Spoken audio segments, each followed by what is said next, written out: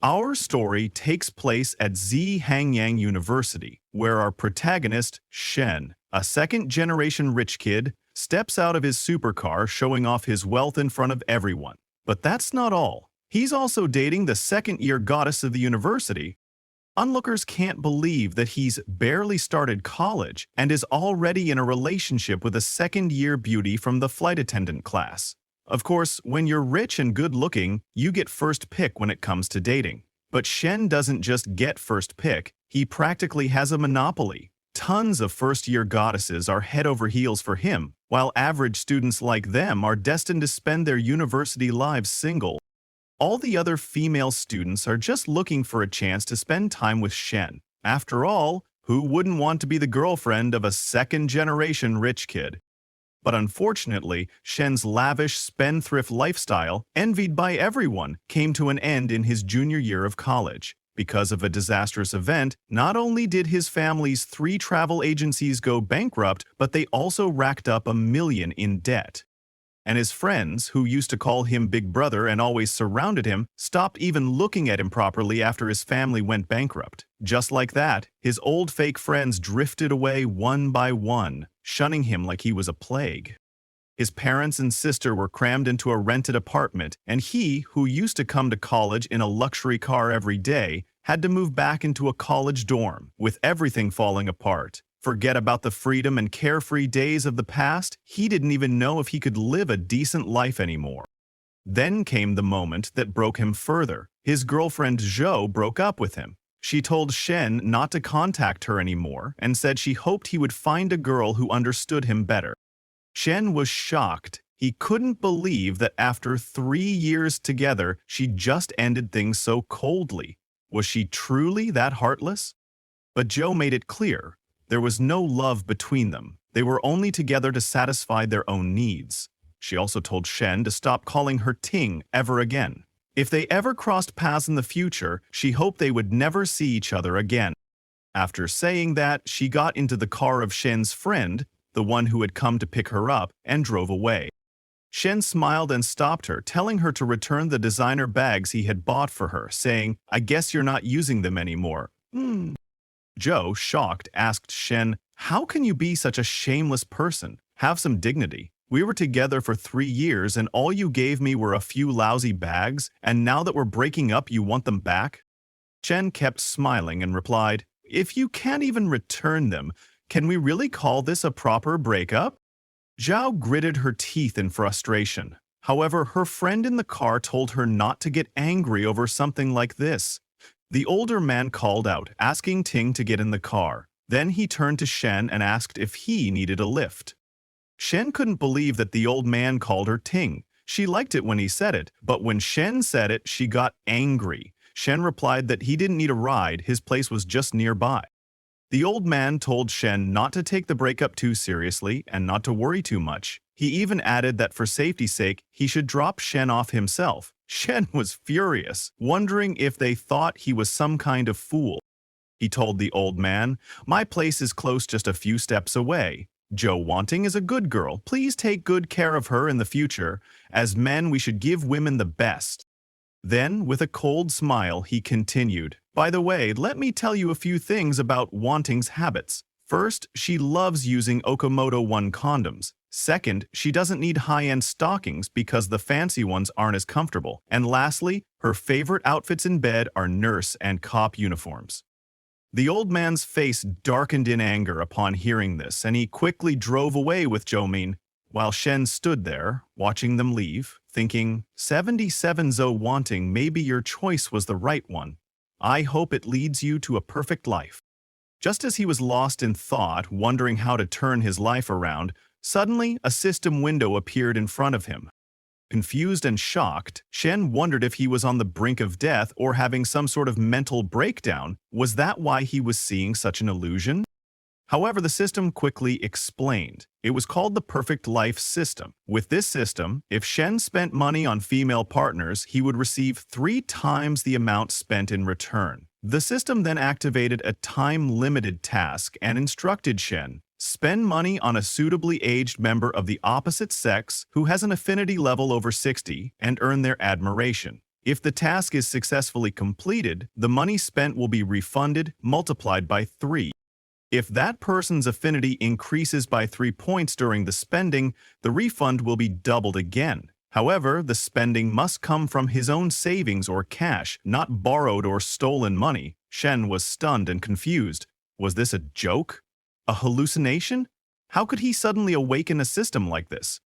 Before he could think further, his teacher Li Xiao called out to him from behind. She had heard about Shen's breakup and told him not to stress. It was just a breakup, and it wasn't the end of the world. In moments like this, she said with a smile, there's one phrase guys love to hear the most. If it's over, it's over. The next one will be better. She tried to cheer him up and assured him he would definitely find a girl much better than Joe. Just then, Shen noticed numbers floating above Professor Li's head. It looked like an affinity level. Seeing the glowing numbers and notes hovering around her, Shen realized the perfect life system from a moment ago wasn't a hallucination, it was real. He gave an awkward smile and told Professor Li that he was fine. Seeing him in a better mood, she smiled and said, "By the way, if you thought more about the scholarship I mentioned earlier, I can help you with the application." However, Shen told Professor Li that a few thousand yuan was just a drop in the bucket compared to his family's massive debts, and it would be better to give the scholarship to someone who truly needed it. Professor Li nodded in understanding, but she added, "If you ever face any issues in the future, whether it's about love or anything else, you can come talk to me anytime." After saying that, she began walking back to class. Shen, however, was thinking about using Professor Li for the system's time-limited task. He wanted to find out whether he would really receive a multiplied refund for completing the task, so he stopped Professor Li and thanked her for caring so much about him. Then, he bought a milk tea and gave it to her. Afterward, he checked his phone. His original balance had been 87 yuan. He'd spent 6 yuan on the milk tea, so he should have had 81 yuan left. But now, he saw he had received an income of 18 yuan, bringing his new balance to 99 yuan. With this, he realized the system's refund really works. As long as Professor Li's affinity towards him stays above 60, he could keep spending on her and continue receiving refunds from the system. Realizing this opportunity, Shin thought, if I play this right, I can pay off all my family's debts. No, my family could even become richer than ever before. I'll be back to my old self, or maybe something even better. However, there was a major problem. His current capital was only 99 yuan. That was far too little, and according to the system's rules, he could only spend money from his own savings or cash to receive a refund. His top priority now was to secure enough startup capital and find the right women with high affinity to spend on, so over the next few days he managed to gather funds. 8,000 yuan in gold bars, 20,000 yuan in personal loans, 21,585 yuan in business loans, plus the original 99 yuan. That brought his total to 49,680. For Yuan Shen decided to use this money to give Professor Li an expensive gift. However, in her eyes, he was still just a poor student from a bankrupt family. If he wanted her to accept such a costly present, he'd have to be careful about how he presented it. So, he bought a handbag worth 39,800 yuan apiece from this year's spring collection. To make it acceptable, he planned to tell her he got it through a knockoff deal so she wouldn't feel pressured or suspicious. Without wasting any time, he headed to Professor Li's apartment. On the way, he couldn't help but worry, what if she already had a partner? Still, pushing aside his hesitation, he knocked on her door. Professor Li opened it, surprised to see Shen standing there. "Shen, what are you doing here?" she asked. Shen immediately noticed that she was cooking and felt a bit awkward. He apologized, saying, "Sorry for bothering you at this time." Then he added sincerely, "Professor Li, you've taken such good care of me over these past 3 years of college. I used to take it for granted, thinking it was just normal. But today I realized just how precious and warm that support really is." He then handed her the bag, saying, "This is just a small token of my gratitude." However, when Professor Li saw the expensive bag, she immediately realized it wasn't cheap. She told Shen, "You don't have to give me anything. As your professor, this is part of my job. It's nothing special. I treat all my students the same. There's really no need for this." But Shen quickly replied, "This bag isn't actually that expensive. I bought it from a knockoff seller. It only cost me 2,000 yuan. Given my family's situation, how could I possibly afford anything more?" He added, "The bag may not be worth much, but it's a token of my gratitude. Please accept it." At that point, Professor Lee realized that refusing the gift would feel like rejecting his feelings outright, and after his recent breakup, she didn't want to hurt him any further. So she accepted the gift. However, she told Shen, "Then I'll return the favor on some holiday or your birthday." Suddenly, the stir-fry she had been cooking began to burn. She rushed back into the kitchen and called out, "Shen, come inside." She then invited him to stay for dinner. This was the perfect opportunity for Shen. He smiled and said, "As long as your boyfriend doesn't mind, I'm happy to stay." After all, he needed to be close to her to raise her affinity level and earn more system refunds. Just then, he received a system notification. 119,400 yuan has been added to your account. Upon seeing this, Shen smiled, thinking, a 39,800 yuan bag. With the triple refund, Shen received 119,400 yuan. After deducting the cost of the bag, he had made nearly 80,000 yuan in profit. It wasn't like he had never spent 80,000 yuan before, but earning it himself was a completely different feeling, and this time, he had done it all on his own. Just as he was lost in thought, Professor Lee came out and told him to sit down and eat. Shen quickly composed himself and asked, "Professor Lee, where's your boyfriend?" Professor Lee looked surprised and replied, "I don't have a boyfriend." Just then, her kitchen apron wouldn't come off properly, and she struggled with the knot. Shen stepped forward to help, but Professor Lee said, "No need, it's fine." Still, Shen smiled and replied, "Don't worry, I'll fix it in a moment."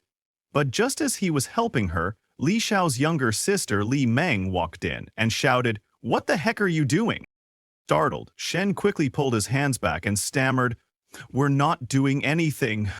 Professor Li, trying to defuse the moment, smiled and asked her sister, "Why are you so late today?" Then she introduced her properly to Shen. "This is my little sister Li Meng." Shen awkwardly said hello to her, but Li Meng coldly replied that she wasn't in the mood to chat. Sensing the tension, Shen realized the seriousness of the situation and turned to Professor Lee, saying, "I already ate before coming, so I'll head back to the college now." Professor Lee looked confused and asked, "Just a moment ago it seemed like you were about to sit down and eat. What happened?" Before Shen could respond, Li Meng spoke up and said, "This guy is definitely up to no good." Professor Lee frowned and said, "Don't overthink it, he's just my student." But her younger sister warned her, "He's clearly trying to flirt with you. Be careful." Professor Lee sighed and replied, "Don't be ridiculous. Now come on, let's eat." Meanwhile, as Shen walked away, he was lost in thought.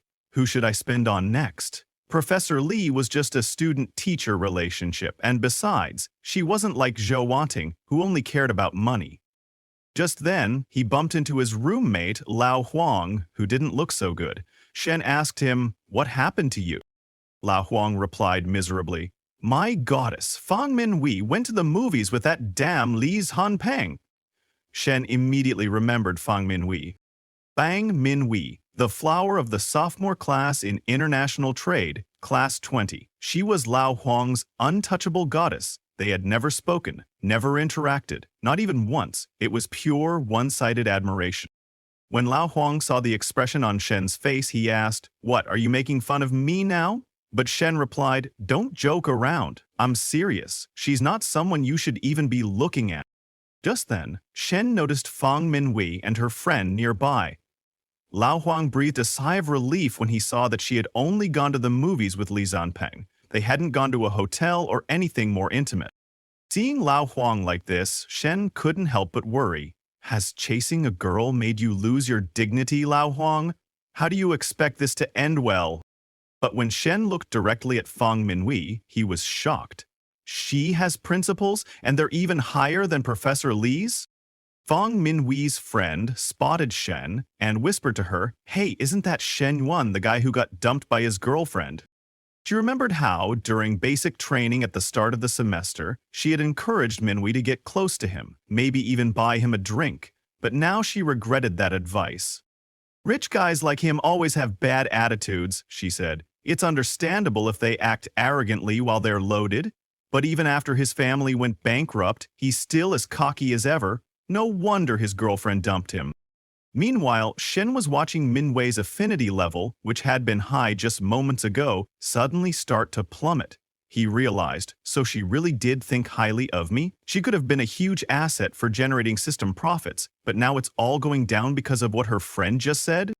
Confused, Shen realized he couldn't just sit back, he had to do something. He asked Lao Huang, if Feng Minwei and I end up together, would that bother you? Lao Huang, aware that Shen wasn't the rich guy with a sports car anymore, looked at him seriously and said, I wouldn't mind, as long as she's not with Li Zhanpeng. I don't care who she's with. Upon hearing this, Shen quickly followed Minwei. He was going to give it a shot. He approached Minwei and called her name. Minwei blushed as she looked at Shen, but her friend quickly intervened and asked, What do you want with Minwei? Shen calmly replied, I wanted to ask if she's free tomorrow. I've booked a table at Sing Sushi, and I'd like her to join me. Minwei blushed even harder as her friend asked, Is Shen asking you to have dinner with him?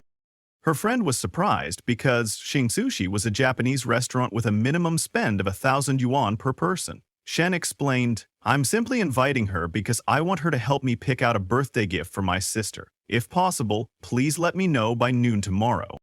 After saying that, he started walking back to his dormitory. Minwei, surprised, asked her friend, I just watched a movie with Li Zhanpeng and now I'm going to dinner with Shen Wan. Is that okay? Her friend reassured her, It's not wrong. Sing Sushi serves top-notch Japanese food. Shen Yuan might be a bit arrogant, but at least he's handsome. Li Zhanpeng only has his family's money. If Shen Yuan's family bounces back, he'll easily surpass Li Zhanpeng. Honestly, whether it's Shen or Li Zhanpeng, you have nothing to lose by going. It's just dinner and a stroll, nothing serious. Minwei agreed. The next day, Minwei went out with Shen for dinner at Sing Sushi. While eating, she asked Shen, I've heard your family is going through hard times. You don't need to spend this much. Shen reassured her, Don't worry, for such good food, it's worth it. Minwei then asked, Why did you suddenly invite me to dinner? Is it really to help you pick a gift for your sister, or is there something else? Shen nervously replied, Don't overthink it. I've always wanted to invite you to dinner, but I couldn't find the right moment. Minwei was satisfied with that answer, but her affinity level started dropping again. Shen quickly noticed and changed the subject. He said, During basic training, you often bought me drinks and we chatted on WeChat at night. I missed those happy days. Minwei, hearing this, felt her affinity level towards Shen increasing rapidly. Time passed, and 40 minutes later they finished their dinner. Shen paid the bill, 2,774 yuan. As a result, Minwei's affinity level for Shen increased dramatically. She couldn't believe that my monthly budget is only 3,000 yuan, and this meal we just had is nearly a month's worth of her expenses. Meanwhile, Li Zhanpeng, when they went to the movies, arrogantly said they should first eat at the school cafeteria and dine out next time. Even though his family has money, he's so stingy. Just then, a system notification appeared in front of Shen. He triggered a time-limited task, spend on a person of the opposite sex with an affinity level over 60 and win their admiration. If Shen successfully completes the task, the amount spent on the opposite sex will be refunded to him, multiplied by 3. For every 3-point increase in affinity, the refund will be doubled. Shen noticed Minwei's affinity level increasing, and that feeling of earning 10,000 yuan from just one meal was incredible for him. Meanwhile, Minwei was genuinely happy. The more she looked at Shen, the more she liked him. She didn't care if it was the power of money. She grabbed Shen's hand and told him to go to the mall to pick out a gift for his sister. Shen noticed Zhou Wanting and her new boyfriend. Zhou looked at him and couldn't believe it. They just broke up yesterday and he's already out with someone new? Her boyfriend was frustrated, unable to believe how a poor student like him could spend money in a place like this. Meanwhile, he, an exploited worker, had to buy so many bags just to win Zhou Wanting over, and this guy, with all his debts, still has girls with him? It was infuriating. Seeing Zhou Wanting's expression again, he suggested they should go to other stores first. Zhou Wanting's new boyfriend saw this as an opportunity to humiliate Shen and told him, "Since you're here, why don't you go in and take a look? After all, window shopping costs nothing." Shen, unfazed, told him that it was just a coincidence. He came here to shop for a gift for his sister. Zhu Wanting's boyfriend laughed at him and said, "You should hit the wholesale market for gifts, not here where you can't even afford anything." Zhao Wenting approached Manhwa and warned her that she shouldn't come into his shop. He wasn't a second-generation rich guy anymore. He was just a poor student now. Shen intervened and told Zhou Wanting that he never fooled anyone, so she should stop talking nonsense. However, Zhou Wanting's boyfriend approached Shen and told him that he shouldn't speak to Wanting like that. A man should have class. Besides, Wanting was his ex, and everyone knew his family situation, bankrupt and in debt, so he didn't need to pretend he was rich. Shen, frustrated, couldn't believe how disgusting the two of them were. They were really made for each other. Just then, Shen triggered another time-limited task. The system asked Shen to spend on a person of the opposite sex with an affinity level over 60, and raise others' negative emotion levels rise due to the host. For every 5-point increase the spending on the opposite sex is doubled, this task could also be combined with a refund for spending on the opposite sex. Shen smiled, unable to believe the system had given him this opportunity. At first, Shen thought of giving them some dignity and not embarrassing them in public, but since the two of them insisted on meddling, now that the system had issued a task, there was no reason not to act. He grabbed Minhui's hand and went inside. The black-haired salesgirl told another girl sitting beside her to take care of Shen Yuan, who used to be a regular customer. The girl didn't agree with her and wondered, what's the point of serving a bankrupt ex-rich guy? Last time that fake socialite came in, she ended up running around and just sampled things without buying. I don't want to do that again. Just then, Zhou Wanting decided to buy a luxury bag and asked her boyfriend June to pay for it. She even showed it to Shen. The black-haired salesgirl quickly saw this as an opportunity and rushed over to Zhou Wanting. Meanwhile, another girl, frustrated, couldn't believe it. Quality customers who make steady purchases were being taken care of by her, while the problematic ones who don't buy were left for her. How unfair. The salesgirls praised Zhou Wanting for her excellent taste, while Shen told Minhui not to worry about money and to buy whatever she thought was good. Minhui showed an excellent and pretty bag that his sister would love. However, the salesgirl standing beside them told Shen that together the items cost over 50,000 yuan, which was pretty expensive for someone whose family went bankrupt. Meanwhile, Zhou Wanting's boyfriend June nervously thought that a 20,000 yuan bag would be enough, but she wanted a full set for 100,000 yuan. Zhou Wanting whispered in his ear, telling him to pay up and show his strength as a boyfriend in front of Shun Yuan. However, brother June didn't have that much money on his card. On the other hand, Shen told the salesgirl that he wanted both bags, as well as the accessories the other salesgirl had recommended. Upon hearing this, Zhou Wanting and her boyfriend were shocked, but so were Minhui and the salesgirl, who had thought Shen was broke. The salesgirl nervously calculated the amount and told Shen his total was 131,000 yuan. Shen smiled, thinking that right after the food refund, he had exactly that amount. He handed over his card and paid the full amount. The salesgirl, filled with disbelief, couldn't believe it. She had thought it would be a waste of time, but not only did he buy 2 bags, he also added a set of accessories. One sale had exceeded 230,000 yuan. She didn't expect Mr. Shen to be even more generous and carefree than before. Zhou Wanting furiously shouted at Shen and asked him where he got all that money. Wasn't he supposed to be bankrupt? Her boyfriend also asked Shen if he took out a loan just to show off in front of them. However, Shen told Zhou Wanting to think whatever she wanted and advised her boyfriend to buy another bag for Zhou Wanting. It only costs a bit over 20,000 yuan, which is nothing for someone who drives a luxury car that costs at least 600,000 or 700,000 yuan, so he wouldn't mind spending a bit more. Zhou Wanting looked at her boyfriend June and told him to show his power. This argumentative brat shouldn't let him look down on them. However, brother June's luxury car was bought with a loan, but he couldn't tell Wanting this as it would hit a sore spot. So he pretended to get an important call and tried to slip away from the situation. Furious, Zhao Wanting looked at Shen angrily and told him to take care of himself. Meanwhile, the negative emotion points for the system task that Shen received had already hit the target. It wasn't worth arguing with them anymore. What mattered was that the task was done. Shen gave one of the luxury bags he bought to Minhui. However, she refused to take it, telling him that it was too expensive and she couldn't accept it.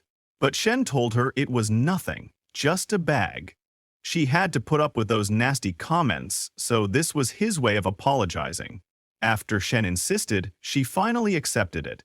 He also gave her all the other items. Minhui, confused, asked him if these weren't for his sister.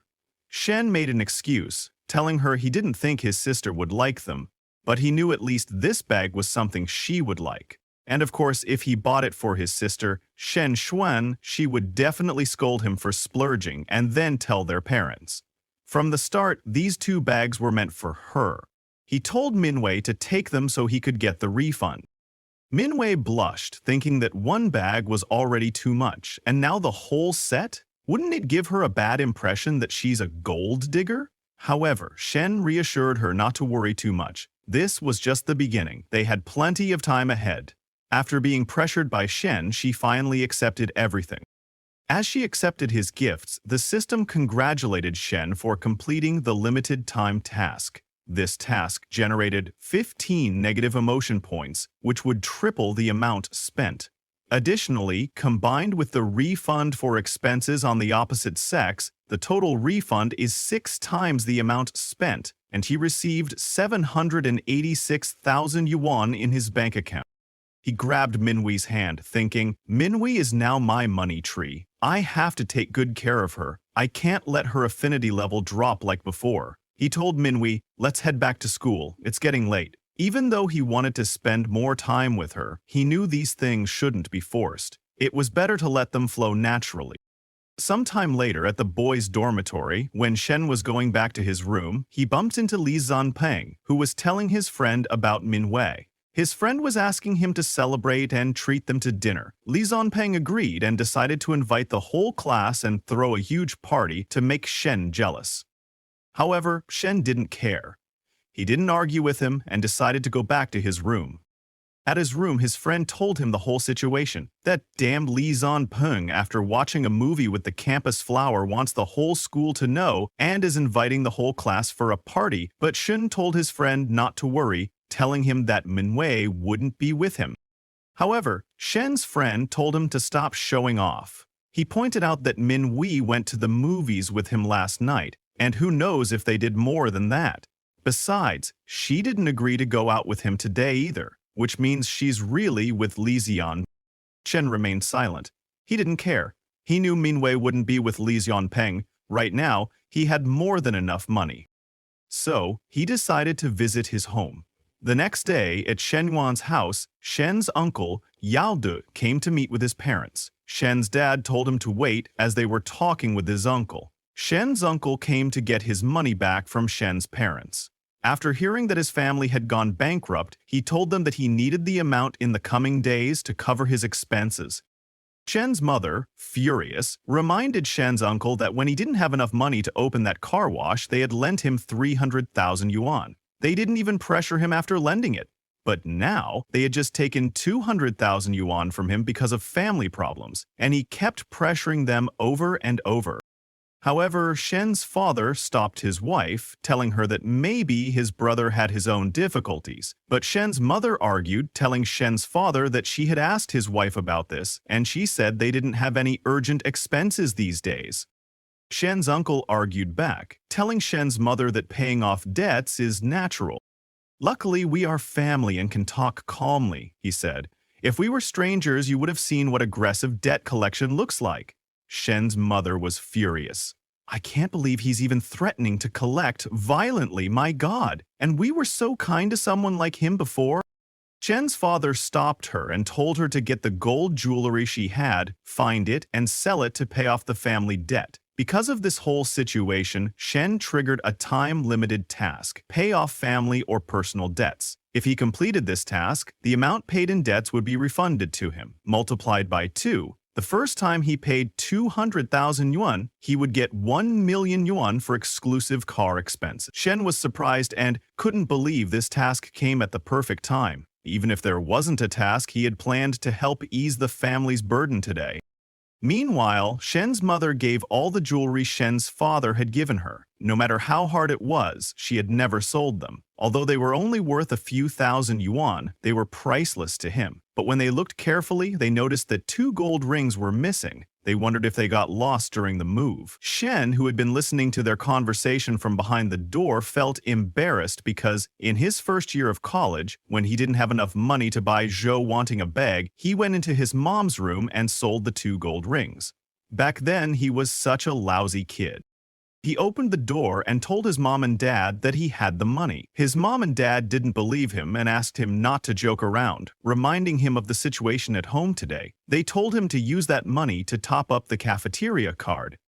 However, Shen told them he was serious and to prove it, transferred some of the money to his father's account. When his father and mother saw the 200,000 yuan he had transferred, they were shocked and asked Shen where he had gotten all that money.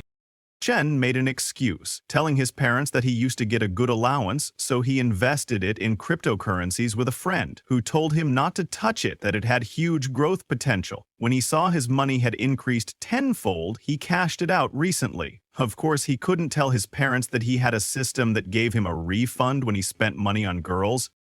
His parents believed his words and were really happy. With this amount of money, they could pay off the debt and get rid of that problem. After that, his parents paid his uncle's debt, and his mother told Shen's uncle to leave. In the future, it would be better if their families didn't have so much contact. Shen's uncle, after seeing the situation, tried to calm things down, but Shen's mother, furious, told him to get out of her house. Qin's uncle, confused, thought that his cousin owed almost 100 million yuan. He believed that the longer time passed, the less money he'd have, so he came to collect as soon as possible. However, he didn't expect them to pay everything so quickly. He wondered if his cousin's family had a new business that was making profits. Would they prosper again? But with what he did today, it seemed they wouldn't be able to get along in the future. Meanwhile, after completing the system task, Shen received his reward. He received 400,000 yuan and an additional 1 million yuan, totaling 2,186,356 yuan. Shen smiled, thinking that, excluding the 1 million yuan for buying a car, his net worth had already exceeded 1 million. He never expected that by coming home, not only would he help his parents in a critical moment, but he would also receive such a huge reward. However, he knew that to completely settle the family debts, there was still a long way to go. So, even if he gave all this money to his dad, it wouldn't be enough. The best move is to use this capital to generate more money. The most he can give his dad now is 200,000 yuan. He approached his dad and told him that he still had a portion left that he hadn't withdrawn, around 200,000 yuan, and asked if they needed it urgently. However, his mother told him that he should save it for now since the other debts aren't that urgent. But Shen's dad asked him to take out 50,000 yuan for him. Shen agreed. He remembered that the way his dad acted now was exactly the same as when he used to ask him for money. After giving the money to his dad, Shen started heading back to school. But on his way, he met Professor Li and asked her what she was doing there. Professor Li told him that there were no classes that afternoon, so she came out to get some fresh air. Seizing the opportunity, Shen invited Professor Li to dinner to earn some more money. However, Professor Li wasn't alone. She had come with her little sister, Li Meng. Li Meng looked at Shen coldly and angrily. Shen quickly realized that the teacher's sister was like his nemesis, and it was better not to mess with her, no matter what bad happened to him. So he quickly made an excuse and told Professor Li that he had something urgent to do at school and maybe they could eat some other time. Li Meng told her sister, Professor Li, that the guy had bad intentions. Professor Li reassured her sister not to overthink it. It was just dinner, and even if he had other intentions, she couldn't accept them. Meanwhile, Shen's whole body was covered in sweat. He remembered back when he drove with the AC on and caressed Zhou, wanting it was so comfortable and refreshing. But he remembered that, right now, He had a special fund for buying a car that the system had given him. Not using it would be disrespecting the great system. So he contacted Manhwa and asked her to come with him to check out some cars. Manhwa agreed and told him that she didn't have classes that afternoon. Minhui's friend teased her, saying she couldn't believe they were already picking out a car together. She asked Manhwa, "Won't you both head back to the dorm tonight?" Manhwa asked her friend not to talk nonsense, telling her that they weren't even together yet. But her friend teased her, saying it didn't matter if they were together or not. She was lucky to have found a rich and handsome guy, and soon they would be together. Manhwa blushed and asked her friend to stop teasing her. 1 hour later, at the dealership, Shen and Manhwa were looking at cars to buy. A salesman approached them and asked which model they were interested in. However, the salesman was surprised to see a familiar face. He recognized Manhwa as one of his high school juniors. Manhwa also remembered him. This was her senior, Qin Yang, the one who had chased her in high school. Salesman Qin Yang approached Manhwa and asked who the man with her was. Shen introduced himself and told him that he was Minhui's classmate. Qin Yang greeted him and then asked which car Shen was interested in. Shen pointed at the luxury M9 and asked the salesman if he could take a closer look. The salesman told him that the display car was over there, and he could take a look and even sit inside if he wanted. But inside, Qin Yang was furious, thinking that the most basic M9 costs 500,000 yuan, and with all the fees, it exceeds 600,000. This guy dresses so plainly, looks like he doesn't have money, and yet he brings a girl to the dealership to show off? He looked at Manhwa. She couldn't be. She was as beautiful as ever, and she had been his goddess in high school. But now, he was not the same as before. Now, he was an elite salesman at this dealership with a monthly salary of over 10,000 yuan, and he drove a 200,000 yuan Accord. Girls these days were realistic. Someone like him was their top choice. Qin Yang approached Manhwa and asked if she was free tonight. Manhwa awkwardly told her senior Qin that she was not free tonight. And she has other plans. Shen, sitting in the car, asks the salesman if he can arrange a test drive before he buys the car. The salesman, furious, thinks to himself, "I'm trying to invite Manhwa. Why are you interrupting? If you can't buy it, then why do you want a test drive? You're wasting my time." He apologizes and tells Shen that their boss took the test car today, so they can't do a test drive. Shen is surprised because before coming in, he saw the M9 at the entrance. If the salesman can't arrange it, Shen tells him to send someone who can. He gets out of the car and tells the receptionist to send him another salesperson so he can get a test drive. Upon hearing this, a beautiful girl named Chen Na approaches Shen and asks how she can help him.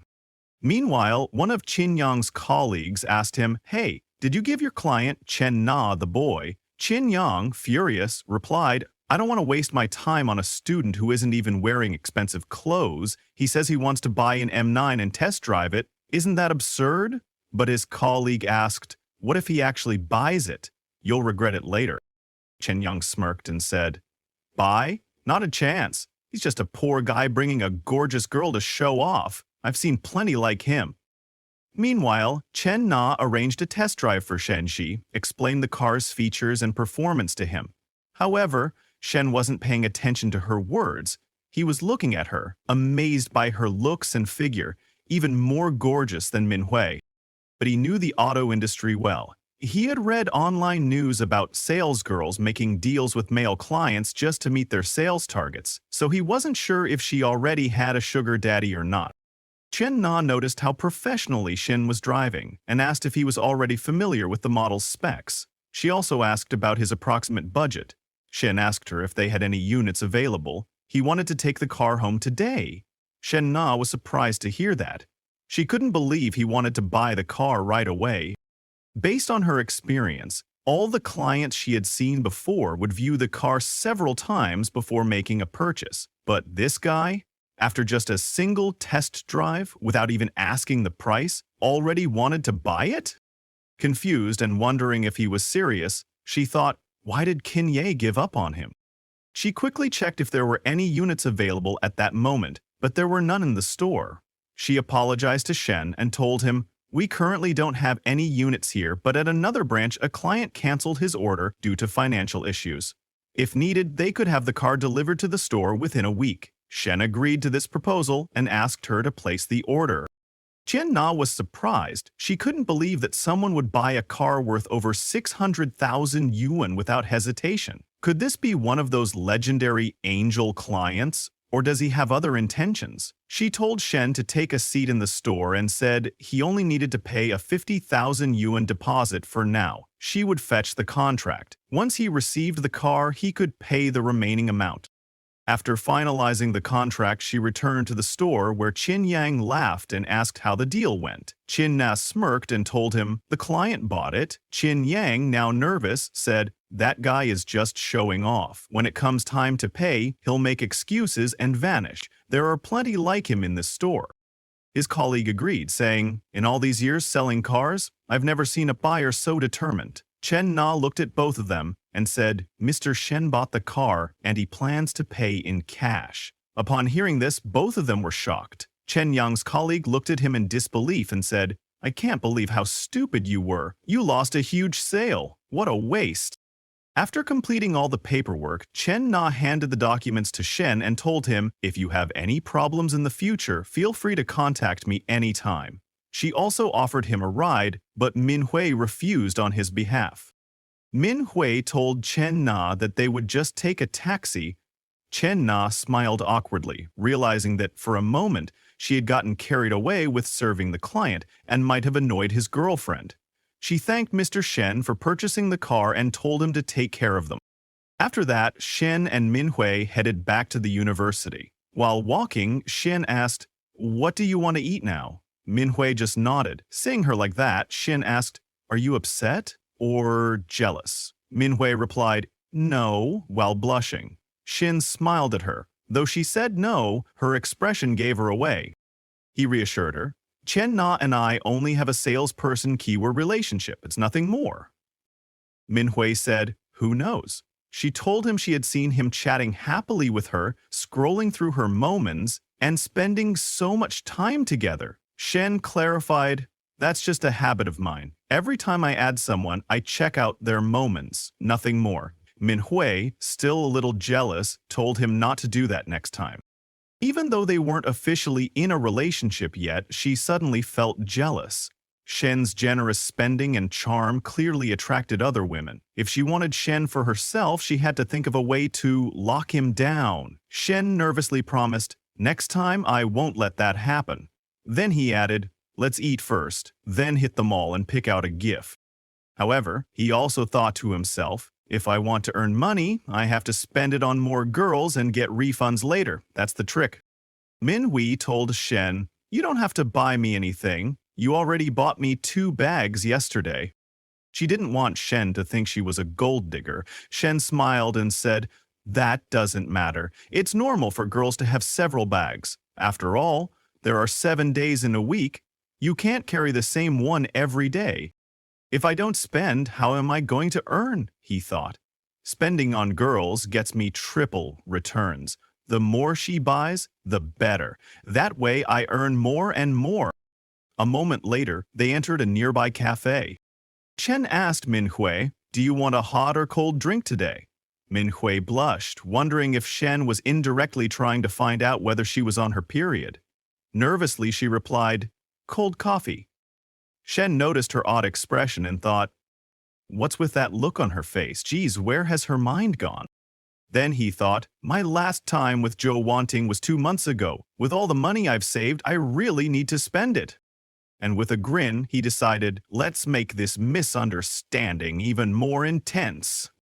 3 hours later, after eating and doing some shopping, the two of them started heading back. However, Min Hui couldn't help but notice how incredibly generous Shen Yuan was being to her. In just 1 day, he had spent over 80,000 yuan on her, and in 2 days, the total was nearly 140,000 yuan. Meanwhile, Shen received a notification from his system, received 252,000 yuan on May 12 at 11:39. Current balance, 2,254,256 yuan. Shen was thrilled to see the refund come in so quickly. The system didn't mess around when it came to double refunds.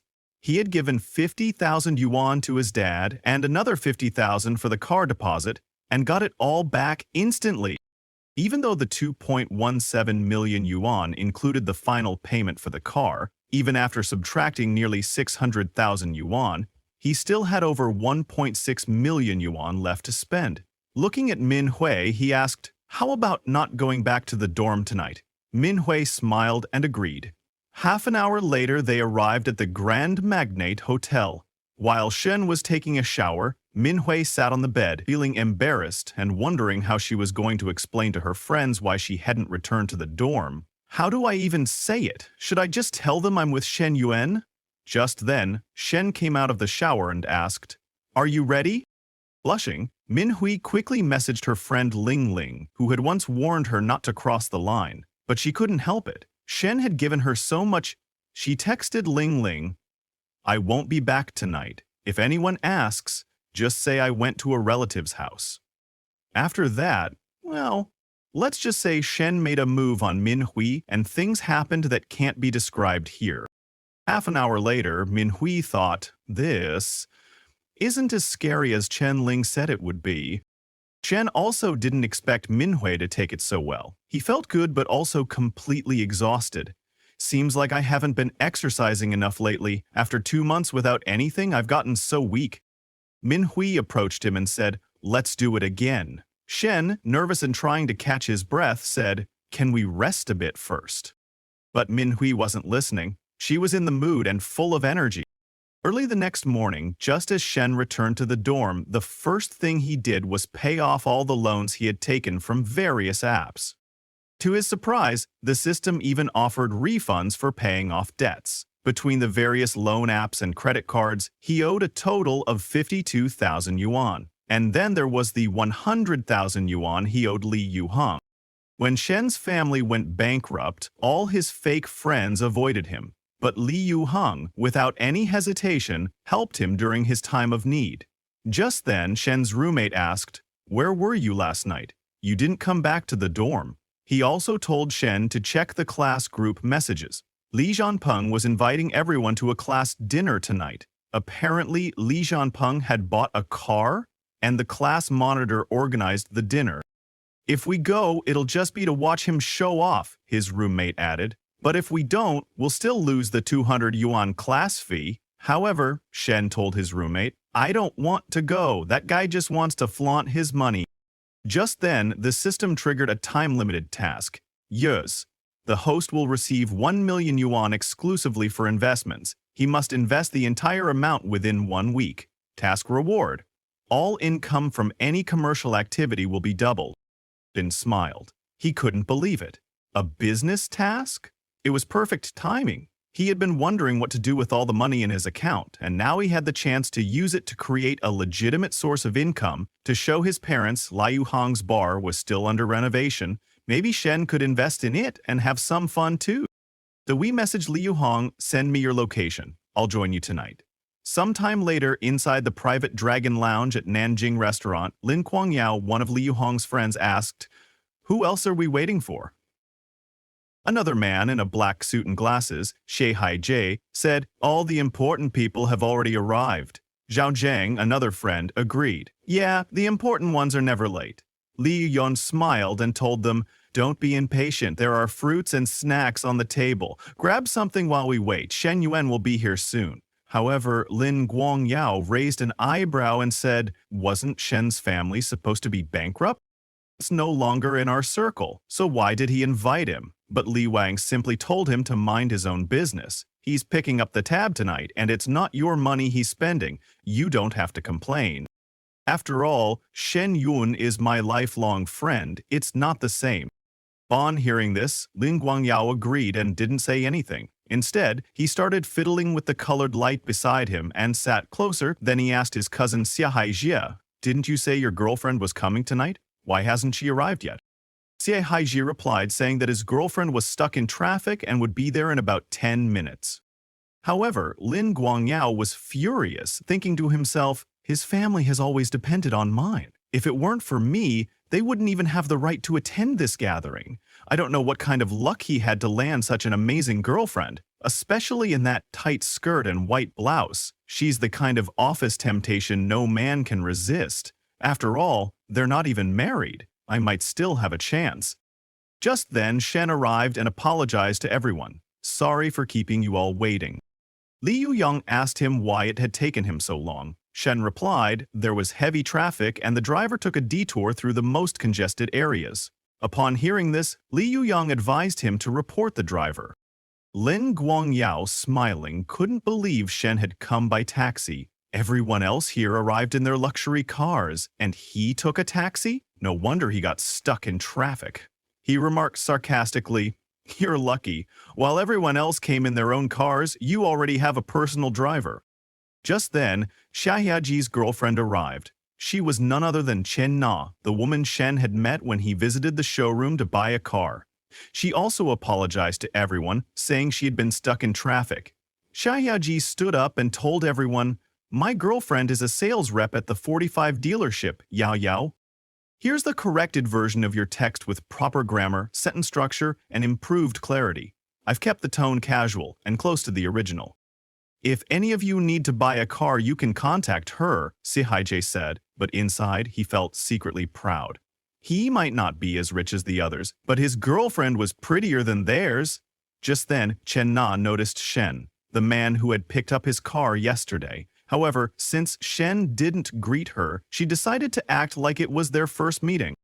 40 minutes later, Li Yu stood up and announced, I'm planning to upgrade the bar I'm setting up. We're all good friends here. If anyone is interested in investing and growing the business together, let me know. The estimated cost is 2.4 million yuan. I'm willing to give up 30% of the shares, which means an investment of around 700,000 yuan. Anyone interested? However, everyone sat in silence. No one said a word. One of them thought, does Lin Guangyao really not understand? Li Xiao's family earns tens of millions a year. Does he really need outside investment for 700,000 yuan? He realized that it was probably because Li Yuhang's previous investments had failed and his father was no longer funding him. Meanwhile, Xie Haiji, who wasn't from a wealthy family, thought, if I want to invest in this business, I'll have to save for 2 years just to gather 700,000 yuan. And the third guy? He was just here for the food, not for any kind of investment. Everyone remained silent. They didn't want to invest in something where they weren't sure they could even recover their money. Li Xiao couldn't believe it. These guys are always happy to take advantage of me for food and drinks, and I always foot the bill, but when it comes to money, they hesitate. When they need something, they don't hesitate to ask. But now, when Shen is struggling, everyone suddenly plays dead. He finally asks them, why is everyone so quiet after dinner? Can't you at least say something? If you don't want to invest, just say no. Lin Guangyao spoke and told Li Xiao, I don't think we're at the point of needing investments yet. If it's just a liquidity issue, we can all chip in a few thousand to help open the place. Then, when you start making money, you can pay us back. Everyone agreed with Lin Guangyao, saying that if they became partners halfway through, it wouldn't be fair to Li Xiao. That way, when he starts making money, he doesn't lose out. After all, they had all seen Li Xiao's investment track record. The hot pot restaurant and the KTV he opened before were both disasters, and now he wants to open a chill bar? How is that any different from throwing money away? However, some of them didn't agree with Lin Guangyao, thinking, if he has money, let him lend it privately. Why drag everyone into this? We all depend on our families, and we don't even have enough pocket money ourselves. Li Xiao was disappointed. He couldn't believe it. He just wanted to partner with everyone to do business and make money. But if it turns into borrowing and getting into debt, then it makes no sense.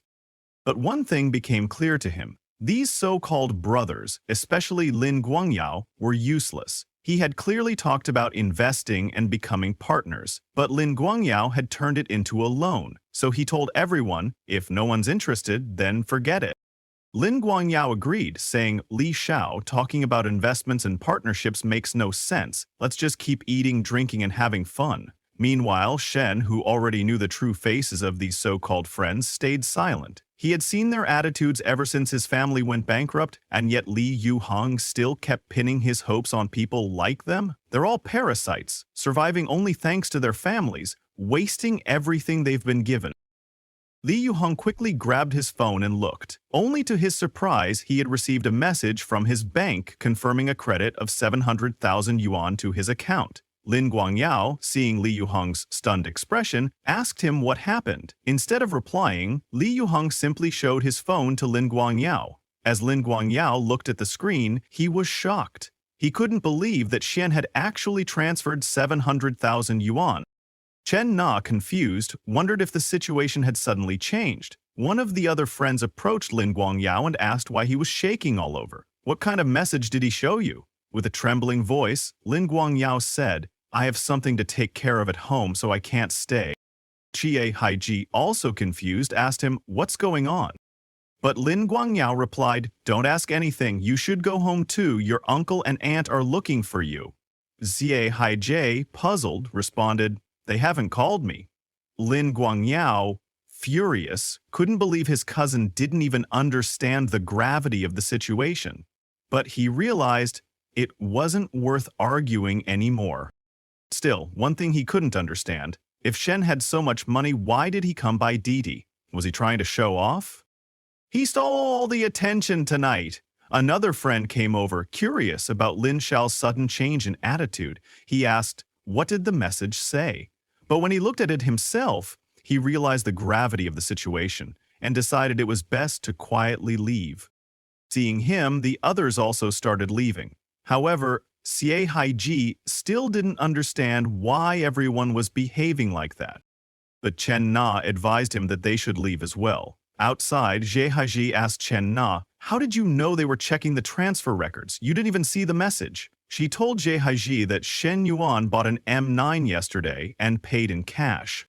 However, Xie Haiji still didn't believe it and asked Chen Na if she was joking.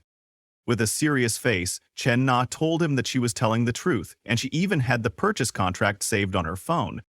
Xie Haiji apologized and said, "I am not trying to criticize you, but if you knew he was a rich guy, you should have told me earlier." But Chen Na was furious. She said, "Today, I finally see what kind of person you are," and told him firmly, "Let's never contact each other again."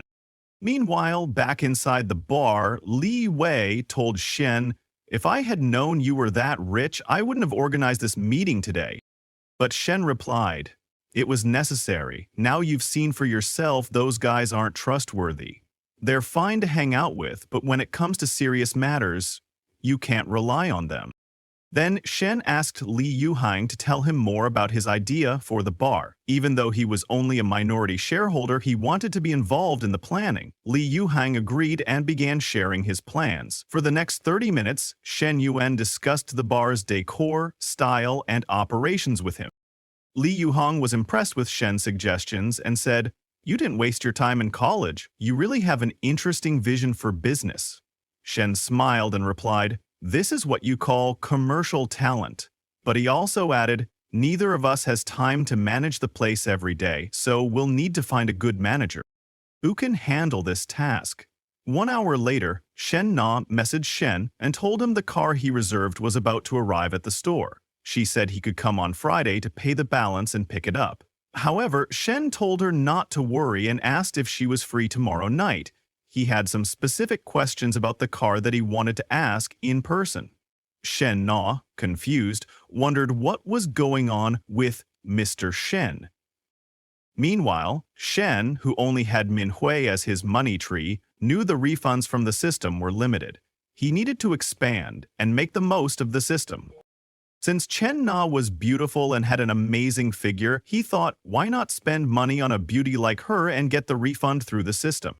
The next day, Chen Na arrived at the location Shen had sent her and waited for him. But Shen still hadn't shown up. Just then, an awkward-looking old man approached Chen Na and asked, "What are you doing here, and why are you wearing the store uniform?" It was Chen Na's branch manager, Zheng Xianyang. He had been trying to flirt with her for a while, but never got the chance. Seeing her alone today, he felt it was the perfect opportunity. He told his colleagues, "You guys go find somewhere to eat. I've got other things to do." However, they already knew exactly what he was planning. One of the men asked another, "Do you think Chen Na will agree to Mr. Zhang?" But the other man replied, "I don't think so. Chen Na doesn't seem like that kind of person." The first man shrugged and said, I don't know, what kind of girl comes out here to eat alone? Maybe she set up a casual meeting on purpose just so Zhang Xianyong could see her. However, Hei Haiji was also there, secretly listening to their conversation from behind. Meanwhile, Mr. Zhang approached Chen Na and asked her, Are you alone? Mind if I join you? But Chen Na politely apologized and told him, I'm already waiting for a friend. I have a date. Mr. Zhang smiled, not believing what he was hearing. This little girl is still playing hard to get, he thought. He said, as your superior, it doesn't matter if you're waiting for someone, we can eat together. Chen Na, now visibly annoyed, firmly declined and told him to keep a proper distance. You already have a family, you shouldn't be doing this kind of thing. Mr. Zhang shamelessly replied, If you're worried because I have a family, I can divorce my wife for you. Meanwhile, Xia Haiji, fuming, wandered around the mall. He couldn't believe Chen Na had rejected him to go after another man. I earn 400,000 to 500,000 yuan a year. I drive a car worth over 300,000. I'm not inferior in any way, he thought angrily. Just then, he spotted Chen Na sitting with Mr. Zhang. I can't believe I'm losing to that fat old pig, he muttered. He stormed over to them and shouted at Chen Na, How can you have an affair behind my back? Chen Na, stunned and confused, told him, You misunderstood everything. Mr. Zhang was also confused, wondering who this fool was. However, Xia Haiji was so angry that without thinking, he punched Mr. Zhang across the face. Mr. Zhang was furious. He couldn't believe where this crazy dog had come from, daring to hit him. He grabbed Xia Haiji by the collar and punched him in the face. Both of them started fighting like wild dogs, and the people around enjoyed the spectacle. Just then, Sheng arrived and saw Xia Haiji fighting with someone. However, he was relieved. If it hadn't been for that fat man who took the fall, he would be the one lying on the floor right now. Shen grabbed Chen Na's hand and quietly left. While driving, Shen Na told Shen that she had only been with Xie Haiji for 2 weeks. It was at that dinner when she realized how horrible his character was. Luckily, she left him that very night. Shen agreed with her decision, telling her it's better to discover someone's true nature early than to regret it later. However, Chen Na said it wasn't over. Zhang Xian, the man who got hit, was her boss. Now that he had been beaten for no reason, she didn't know how he would treat her. Chen told her a boss like that didn't deserve her working for him and advised her that it would be better to change jobs. But Chen Na said it wasn't that easy to find work now. If she changed stores, she'd have to start over, and all the customers she had built up over the years would be gone. The truth was, being in sales for so long was exhausting. And she also wants to switch industries, for example, open a small cafe. If she's in a good mood, she'll stay open longer. If not, she'll close early. It'd be wonderful. However, a cafe costs between 300,000 and 400,000 yuan, and she doesn't know when she'll be able to save that much. Chen heard this and told her, if you want to open a cafe, you don't have to worry about not having enough money. Jay is willing to invest. Besides the 700,000 from Li Yuhang, I've just secured 300,000 won in exclusive investment funds. However, Chen Na didn't take it seriously and told Shen that if that happened, she'd resign immediately and work for him. Chen, with a serious expression, told her to resign tomorrow. I'll invest 300,000 yuan to open a cafe and you'll work for me. Qian Na was surprised, wondering if she had heard that right. Meanwhile, Xin was happy to get a new money tree. Chen Na was shocked and asked Xin if he was serious or just joking with her. Xin smiled and told her that he was genuinely serious. Don't you want to work for me? When the cafe is up and running, I'll pay you 12,000 yuan a month, plus bonuses. If the cafe does well for 3 months, I'll even give you a 200,000 yuan car. Chen Na, though surprised, couldn't believe how generous Shen's offer was. No sales pressure, just work for 3 months and get a car, and her annual income would top 300,000 yuan?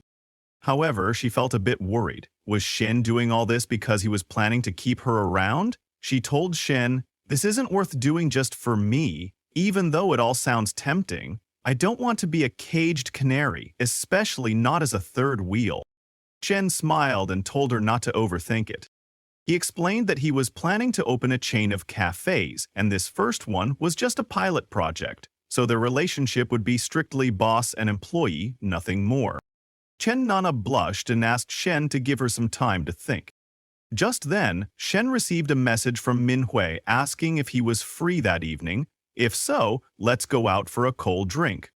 Chen, a little surprised, couldn't believe how much energy Manhwa had. He replied, telling her that he would come. Then he turned to Chen Nana and said he had something to take care of and had to go. He told her to think carefully and let him know once she made up her mind.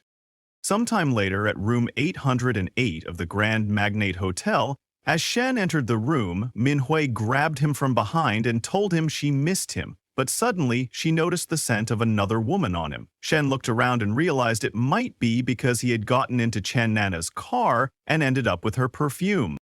Manhwa pushed him back and asked how he could meet someone else behind her back. Shen hugged her and told her she had misunderstood everything. The only one I love is you. The scent you're picking up, it's probably from earlier today when I went to the dealership to handle car paperwork. Maybe I picked up some perfume from the sales girls. They wear a lot of perfume to attract customers. Manhwa agreed with his explanation. However, she told him that next time he goes out with another girl, he should let her know first and keep some distance from that sales girl. Shen nodded in agreement. However, deep inside, he knew he couldn't actually do that. His system task was to spend more on the opposite sex and earn money back through refunds, so he couldn't stick to just one money tree. After clearing up all the misunderstandings, Manhwa told Shen she was going to take a shower first and asked him to wait. However, Shen grabbed her from behind and threw her onto the bed, telling her, "You don't have to shower, I like your natural scent." Just like that, the two kissed and engaged in some proper exercise. 2 hours later, despite the long session, Manhwa still wasn't satisfied and wanted to continue. But Shen, now looking exhausted, asked her to wait. "I need to shower. I've sweated a lot and feel sticky. It's uncomfortable." One thing Shen realized was that Manhwa had far more energy than Zhou Wanting. Manhwa was glowing with happiness, but he was completely drained. Still, whatever kind of exercise they just did seemed to boost Manhwa's affinity level by a lot. Last time, it rose to 86 in one night. Today, after 2 rounds, it hit 90. As Manhwa's affinity level reached 90, Shen completed an affinity task and was rewarded with one lottery ticket worth 1 million yuan and one skill, Ruthless Power. Shen was surprised, but also thrilled. A lottery ticket worth 1 million yuan? With that kind of money, it would be easy to explain where the funds came from, and he could finally pay off his family's debts. However, what excited him even more was the skill he had just received, Ruthless X Power. With this skill, in the future he would be able to completely dominate Manhwa. From now on, she wouldn't control him, she would be under his control. As he activated the skill, his manhood became solid again, and he started to feel a huge surge of energy between his legs. The rewards for reaching an affinity level of 90 with the opposite sex are amazing, he thought. It seemed like the system gave rewards based on what he needed. However, he knew that reaching an affinity level of 90 with the opposite sex was tough. Although Li Xiao had surpassed 60, getting to Hui's level would be a long road. As for Shen Na, with her long legs and black stockings, she had also broken 60, but for now he needed to advance step by step. He really didn't know when the next girl with an affinity level above 90 would show up or what rewards he'd get, but he wouldn't worry about that for now. The important thing was to test the power the system had given him. So he approached Manhwa, who was surprised, and asked him if he wasn't taking a shower. Shen smiled and told her that he wanted to do more exercise before showering.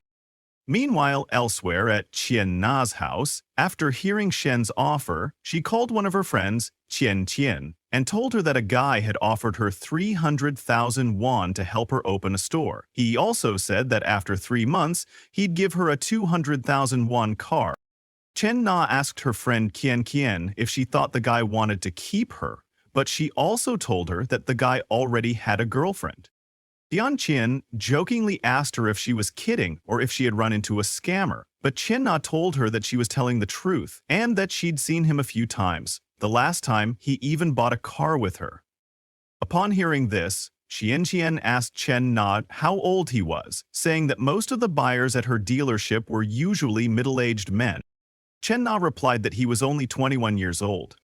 Surprised, Qian couldn't believe it. So young and already driving a luxury car? She asked Chen Na if he was handsome. Chen Na nodded in agreement. Qian asked, is he really going to spend 300,000 yuan to help you open a store and then give you a 200,000 yuan car? A guy so rich, handsome, and young, what more could you ask for? But Chen Na told her that he was 5 or 6 years younger than her. Qian told her not to worry, saying, people say if a woman is 3 years older, it's like hugging a gold bar. In his case, roughly speaking, it's like hugging 2 gold bars. But Chen Na also told her that he already had a girlfriend.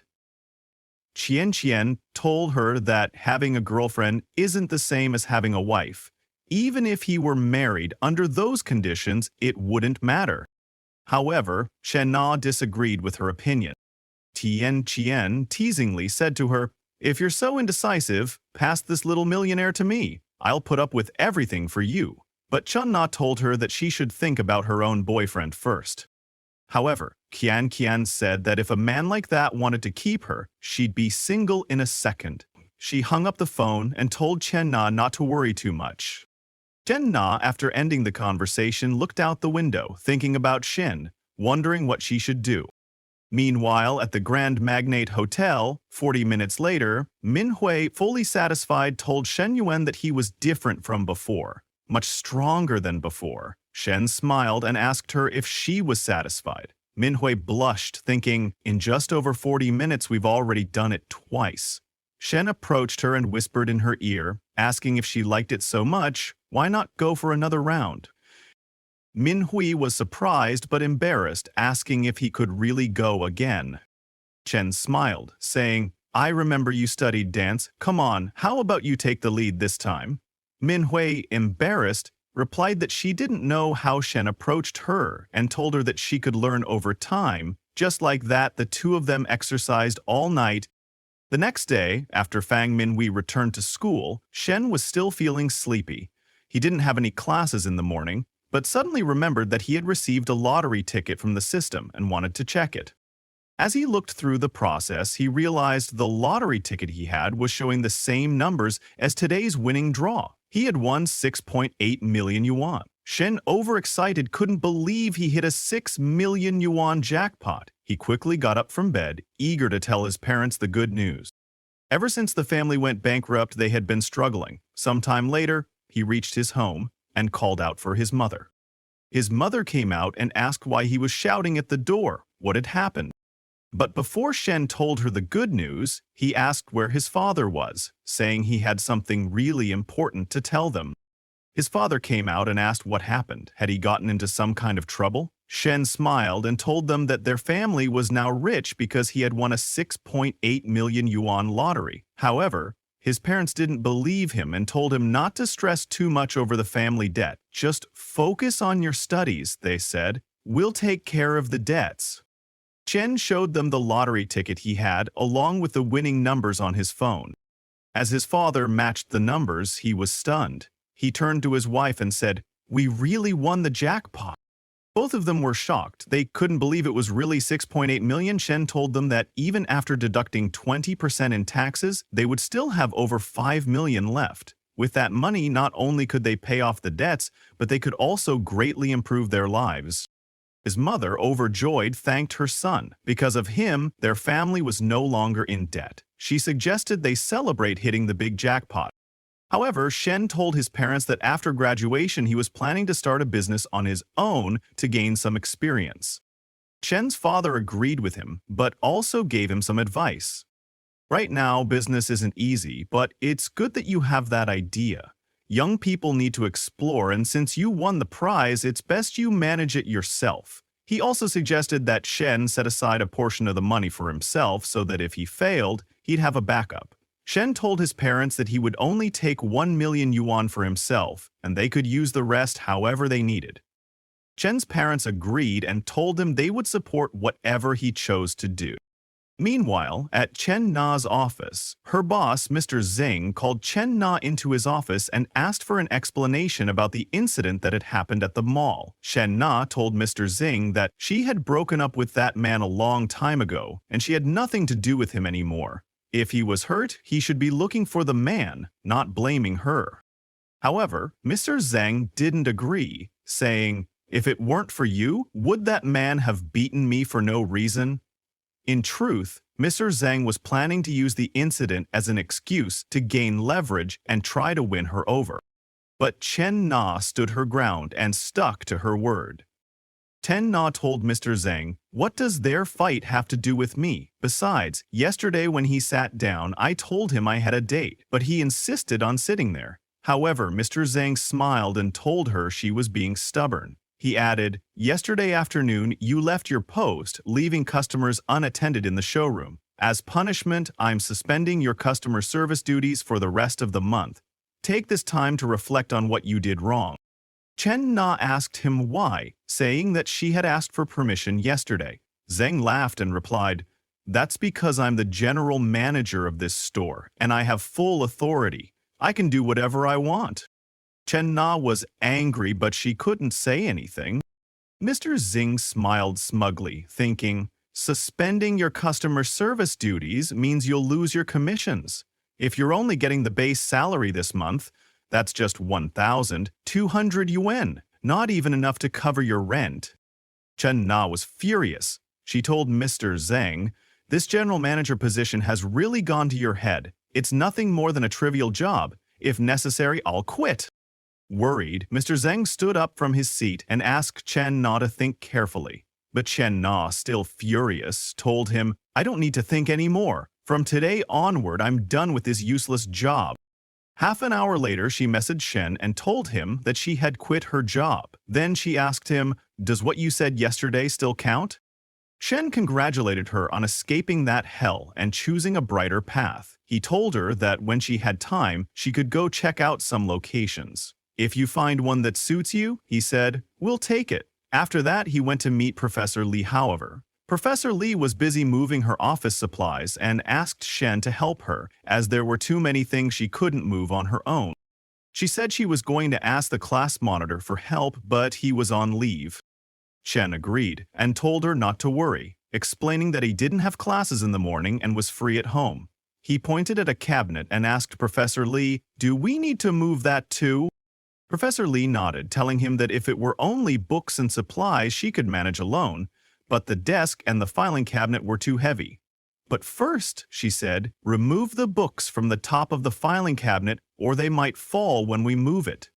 As she tried to reach the books and files, her hand couldn't quite get to them. Shen came over to help. Because of that, he ended up standing very close to Professor Li, and because of that, Professor Li became flustered, thinking, "This time, we're much closer than that one time.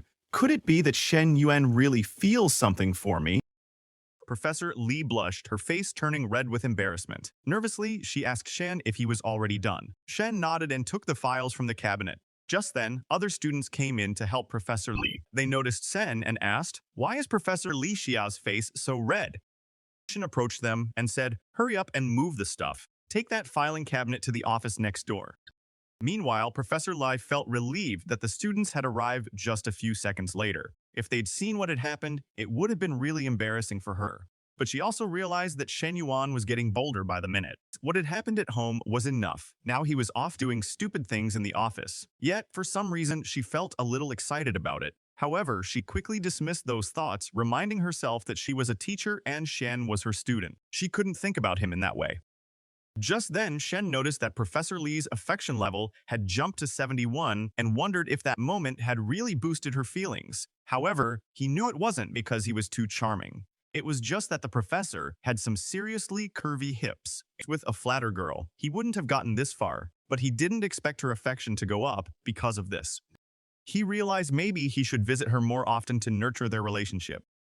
On the other side, 800 meters from the school's south gate, Ping came with two girls from his class to a cafe. The girl in the black dress said to Ping that she heard he bought a car worth 280,000 yuan in cash. The other girl also agreed, saying that he hadn't even graduated yet and was already driving a BBA. That put him above 99 of their classmates. Peng smiled and thought, what if Manhwa rejected me? Drills my credentials. Plenty of girls would be lining up to follow me.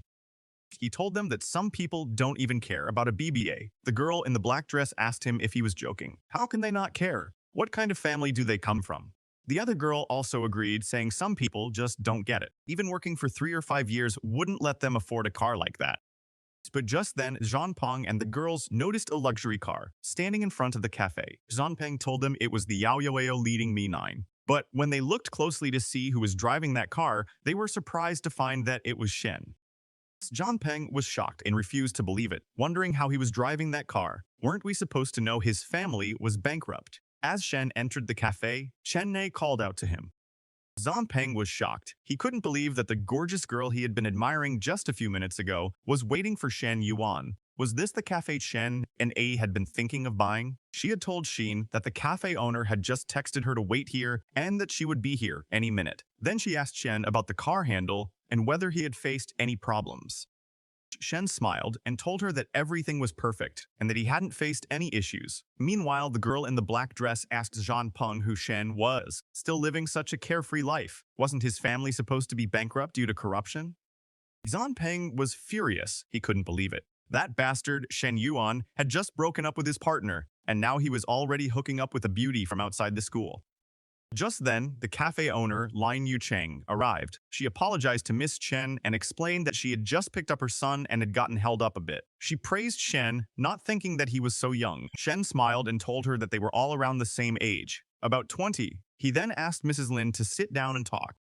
Miss Lin sat down and told Shen that the business wasn't doing great, but being at the school meant a decent flow of customers. The problem was that she had tons of family issues, and taking care of her son left her with little time. So she had no choice but to transfer the cafe. The transfer fee was 300,000 yuan. Even though Shen had 300,000 yuan to invest, after the transfer fee, he would need to leave 50,000 yuan as seed capital for the business and to cover Chen Nei's first salary.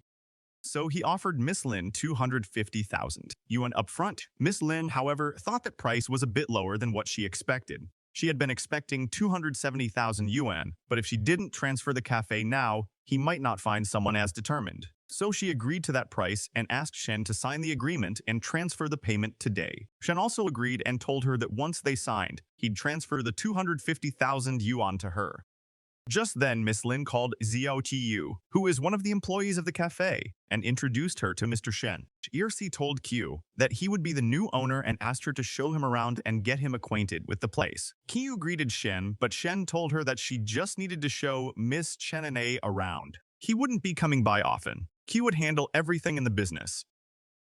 Peng and the two girls listened to their conversation. The girl in the black dress told the other girl that in just a few minutes, they had closed a deal for 250,000 yuan. The other girl and the three of them said it was obvious that Shen Yuan took the cafe because of the gorgeous girl by his side. Peng, furious, didn't know what to say. Meanwhile, Chenei noticed that Miss Lin's phone was ringing. It was her husband calling. Miss Lin excused herself to take the call. Hahowever, Chen Ye showed Shen the name on Miss Lin's phone and told him that Mrs. Wright Yuan was the wife of Zhengji's Cen Yang, the same guy who fought with Zi Haiji at the financial center. He was her boss at the car dealership. Scream was surprised and couldn't believe that with such a beautiful wife at home, he still used his position to harass his employees. How despicable. If it were me, I wouldn't stand for it. Shen Na, a little worried, told Shen that she still had the chat records, where Zheng Jixian harassed and threatened her. She was thinking of exposing him after she got her salary, so everyone in the industry could see his true colors. She asked Shen Yuan if they should tell Mrs. Lin. She's very kind, but she was afraid of hurting her. Shen smiled and told her that he didn't think it would be appropriate. Shen Na, curious, asked why he thought that. Shen smiled again and explained that once those chat records went public, Zheng Jiyu Yang would know who did it. A man over 40, unemployed yet with a family to support. He feared that Zing might do something awful. He told Chenane to relax and let him handle it. He promised he could take him down without it affecting her. Chen Na, relieved, thanked Shen for everything. Just then, Shen transferred 250,000 yuan to Mrs. Lin and also sent Shen Yui 50,000. Out of that, 24,000 was her salary for the last 2 months, and the rest would serve as seed capital for the business. At that moment, a system notification window popped up in front of him. He had used the 1 million yuan in exclusive investment funds to complete the initial investment task, and his investment level had risen from beginner to junior investor. After that, he received another task. A perfect life should have a more diversified industry. Task: the host will receive 10 million yuan in exclusive investment funds to further expand investments. Upon completing this task, he would receive 2 rewards. Investment income will triple. Upon completing the investment, he'll receive a mysterious industry. Shen didn't expect the system to surprise him again. This time, the exclusive investment fund multiplied by 10, and now he has 10 million yuan to invest. Plus, there's a mysterious industry. After ending the call, Miss Lin approached Shen and told him that she had received the payment. It had been a pleasure working with him, and she hoped to see him again. As Shen touched Miss Lin's hand, he couldn't believe how soft it was.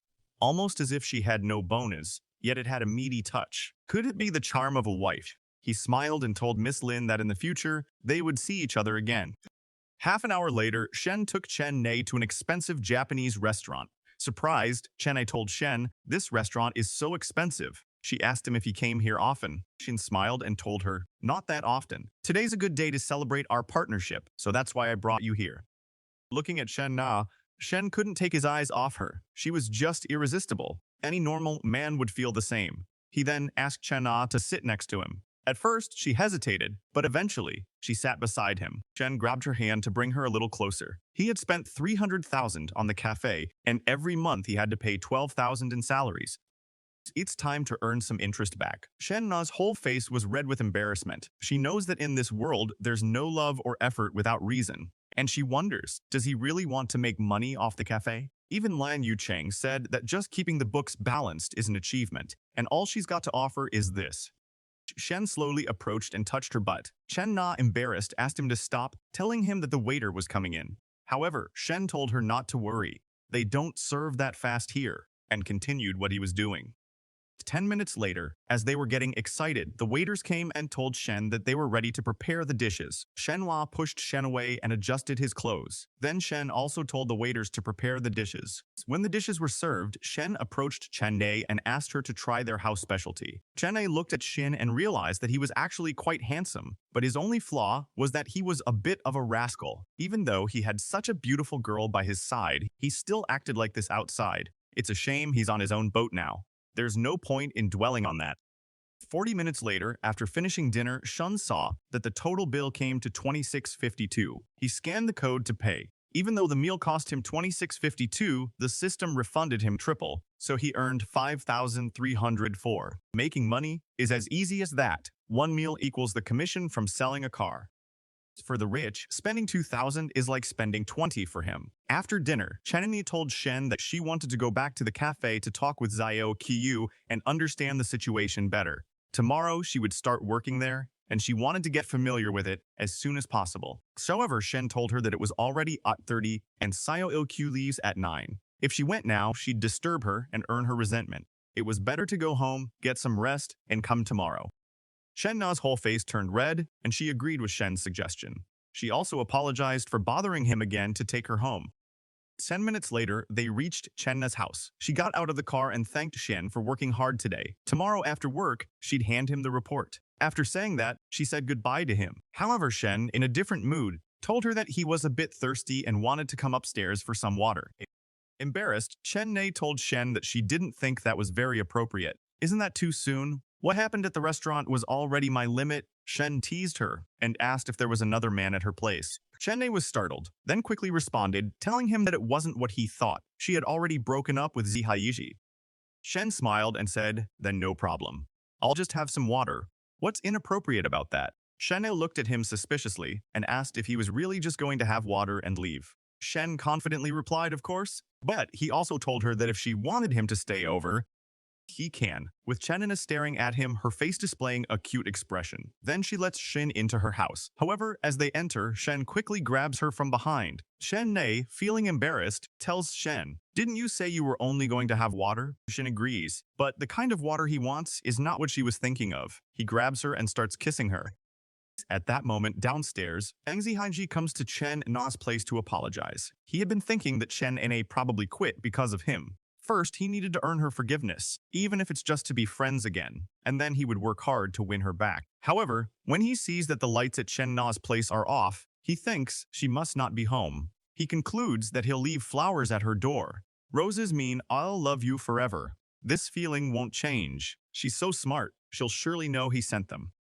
But when he reaches the front door of Chen Na's room, he hears strange sounds coming from inside. Li Jiqi quickly recognizes the voice. It's Na's voice. He can't believe that she had said she had nothing to do with Mr. Zhang, but in reality, they're already together. Angrily, he knocks on the door, shouting Mr. Zhang's name, asking him to come out. However, there is no Mr. Zhang. It's Shen. Shen hears Xi Haiji's voice but can't believe that idiot has already broken up with her. Why is he getting involved? What's his problem? Shen Ne also hears something outside, someone knocking on the door. But Shen told her she was mistaken. It was someone knocking in the room next door. She didn't have to worry. He lifted her into his arms and placed her on the bed. Chen Na, feeling embarrassed, told Shen to be gentle. Outside, Zihaiji collapsed in tears on the ground, in front of Chen Na's door. He realized Chen Na had been completely taken. Now, he had no chance. But one last time, he whispered to himself, tell her to use protection. 1 hour later, they were still going. Shen Na felt immense pleasure, but was also a little worried about Shen. Shen told her to lie down. That way, she wouldn't get tired so quickly. With the relentless skill granted by the system and his seemingly endless stamina, he simply couldn't stop. Although Shen Na seemed outgoing, Shen hadn't expected her to be so reserved in reality, and that only made him more attracted to her. Just like that, they continued all night. The next day, Shen lay in bed when he suddenly smelled something amazing like toasted bread and fried eggs. It was Chen Na cooking breakfast for him. Looking at her, he thought, Chen Na is so considerate, very different from the vibe I got from Hui at the hotel. This kind of warmth only exists at home. A hotel could never offer this feeling. Just like that, he triggered another time-limited task. Spew your property of at least 100 square meters for Chen Na within 24 hours. Reward 1, the cost of the purchased property will be doubled. Reward 2, after the purchase, the host will receive a mysterious property. Jean, excited, couldn't believe the system had just materialized an idea he'd barely even voiced. With the system's generosity, this property is sure to be anything but modest. Maybe the mysterious property is a huge mansion, perfect for pool parties. Looks like in the future I should meet more high-quality women. That way my chances of getting surprises like this will increase. Shen noticed Shen was already up and told him breakfast would be ready in 2 minutes. Shen was excited, wondering what kind of reward he'd get if Chen Nai's affection level reached 90. He smiled at her and asked, is breakfast the only thing on the menu today? As he grabbed her from behind, Shen couldn't believe it. After everything that happened last night, he still wasn't satisfied. Jean told her to go finish making breakfast, and that he'd have as soon too. He then said if she had nothing to do this morning, he suggested she go buy a house, one that he would gift her. Shen Na was surprised, wondering if he was joking. He had already spent 300,000 helping her with the coffee shop, and now he wanted to buy her a house. Even though Xinxianjiang isn't a first-tier city, a house would still cost at least $1 million. Besides, he had already devoured her from top to bottom, and she felt like she had nothing left to offer. What exactly was he after? She wondered, was it because she made him happy last night? Shen kissed her on the cheek and asked, why so quiet? Or, do you not want it? But Shen told him it was just all too sudden and way too valuable. Money doesn't grow on trees, she said. However, for Shen, it almost did. He had over 3.5 million on his card just for buying a house, and if he spent it all, the system would refund him 5 times over, meaning his savings would instantly exceed 17 million. Yushin comforted her and told her not to worry about saving money for him. There's nothing wrong with buying a house for my woman, he said. So he told Shen to pick one that's over 120 square meters. He didn't want to treat her badly. He wiped her tears and added, we made so much noise last night and the insulation here isn't great. The neighbors on both sides probably heard everything. We can't keep renting this place. Chen Na blushed and told him it was all his fault. Shen apologized and admitted his mistake, but also added teasingly, but you were the one yelling so loudly. Just then, Shen remembered something and said, oh, Shen, I have 2 friends who want to check out the coffee shop. I scheduled them for 10:30 a.m. Can you come with me? And maybe afterward we can go see the house. Shen told her, buying a house isn't like buying vegetables. We have to pick the right one, and there's paperwork to handle. An afternoon might not be enough. We should set aside more time. Chennai realized the gravity of the situation and agreed. She said she'd tell her friends they'd have to reschedule. She texted her friend Kian saying she had something to take care of and couldn't make it to the coffee shop, but asked if they could meet tonight instead. But Kian replied, "We're almost at the coffee shop already. Menglu and I are just about there." Tianqian told Menglu, who was driving, that Chun Na said she had something urgent and couldn't come. Liu Menglu, a well-known personal trainer and one of Chun Na's friends, asked Qianqian what had happened. But Qianqian shrugged and said she suspected the coffee shop idea might have fallen through, or maybe Chun Na was just exaggerating. Seriously, she added, what kind of man is that easy to fool? Who would spend 300,000 on her just like that? However, Liu Menglu responded firmly, Chen Na isn't the type to show off. I don't think she would make something like that up. Then she asked Qianqian, can you find out what's really going on? Deep down, Menglu was thinking, I haven't met a young, handsome, rich man in years, and I never imagined Chen Na would be the one to land one first. No matter what, she was determined to meet him and make a connection. Qian nodded and sent Chen Na a message. To their surprise, Chen Na replied, Shen is taking me to buy a house. Liu Menglu was stunned when she read that. Buying a house wasn't like buying handbags or makeup. It was a serious investment. Even a small 40-square-meter apartment would cost between 500,000 and 600,000 yuan. Adding in the coffee shop, a man Chen Na had known for less than half a month was already willing to spend close to 800,000 to 900,000 yuan on her. She realized, no matter what, I absolutely must meet this guy, even if Nana was already with him. A man like that surely didn't have just one woman. Who knows how many more were out there? And when it came to attracting men, she had more advantages than Chen Nayo. She asked Qianqian to message Chen Nai again and find out which real estate development they were going to. Tell her we'll help evaluate it, Li Menglu said. Honestly, we've got nothing to do today, and it's better if a few people help her choose than her doing it alone. She apologized to Chen Na, saying, this time it's better if you let your sisters benefit, rather than letting some other woman out there take advantage. Tianxian agreed and asked Chen Na which real estate development they were going to. 40 minutes later, the two of them arrived at the Songgu Tiandi Sales Center. Liu Menglu was stunned. Songgu Tiandi? The smallest units in this development cost over 1 million yuan. Gifting a house worth over 1 million just to keep a mistress? When will I ever be that lucky? Just as Liu Menglu was marveling at the luxury of Songgu Tiandi, she spotted Chen Na waving at them from across the center. Excited, she nudged Jianqian and asked, who's that handsome guy by her side? Quick, ask Chen Na to introduce us.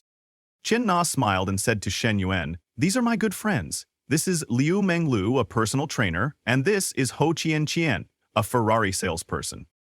Liu Menglu watched as Shen approached them, admiring his perfect figure. She suggested casually, if you ever have time, you should come train at my gym. But in her mind, she was thinking, I never thought Nana's sponsor would look this young. Maybe 25 at most? Rich, young, and handsome. It's honestly envy-inducing. Shen smiled and teased, at your gym, I'm afraid I wouldn't be able to concentrate. Seeing that Chen Na didn't object to the light flirting, Menglu quickly realized they're probably not an official couple. She also noticed the slight swelling in Chen Na's knees and immediately understood the battle last night must have been intense. From the look of it, she calculated that Chen Na must have really pleased her sponsor, which is probably why he brought her out today to buy a house. Tianqian also greeted Shen and told him if you ever want to change cars, you should come check out the Ferraris in our showroom. Shen nodded and replied, if I decide to switch cars, I'll definitely contact you. What got Shen even more excited, however, was their affection levels. In less than 5 minutes of meeting, both of these women are already interested in me? He couldn't help but wonder if they were really Shen Na's good friends. Or, for Shen, this wasn't a bad thing. In fact, it worked in his favor. The more women with an affection level above 60, the more money trees I'll have. After the introductions, the group headed inside to look for a suitable house for Chen Nine inside the showroom. Many onlookers admired Shen Nine's buying a house and bringing along 3 beauties. Just then, one of the sales representatives approached Shen and informed him, we currently have units available in buildings 3 and 9 with an average price of around 15,000 yuan per square meter. Would you like to see the model units first? However, Shen waved his hand and said, "No need." Then he added, "My budget is 3 million. Can you recommend units and floors that fit within that?" The sales rep quickly apologized and invited him into the negotiation room to provide a more detailed and professional recommendation. Liu Menglu was shocked. What kind of tycoon is this Shen Yuan, spending 3 million without a second thought? This kind of sponsor, I absolutely must hold on to him. Inside the negotiation room, the salesperson ran the numbers and told Shen, "With your budget, I recommend a 165 square meter unit facing south with beautiful scenic views. After the discount, the final price would be 2,984,000 yuan."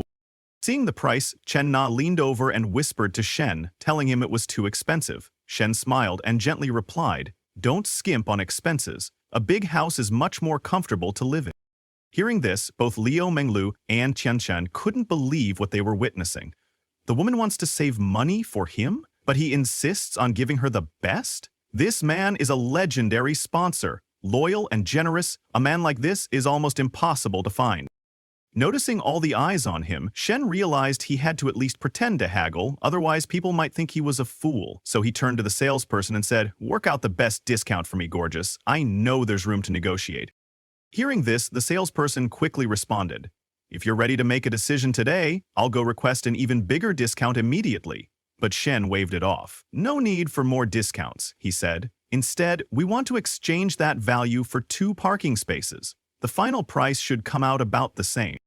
Liu Menglu watched the scene unfold, stunned. No matter what, I have to win over this man. Meanwhile, Shen noticed a sudden shift in Liu Menglu's behavior and wondered what was going on with her. When she noticed Shen looking at her, Liu Menglu subtly pulled down her jacket to give him a glimpse of her bra.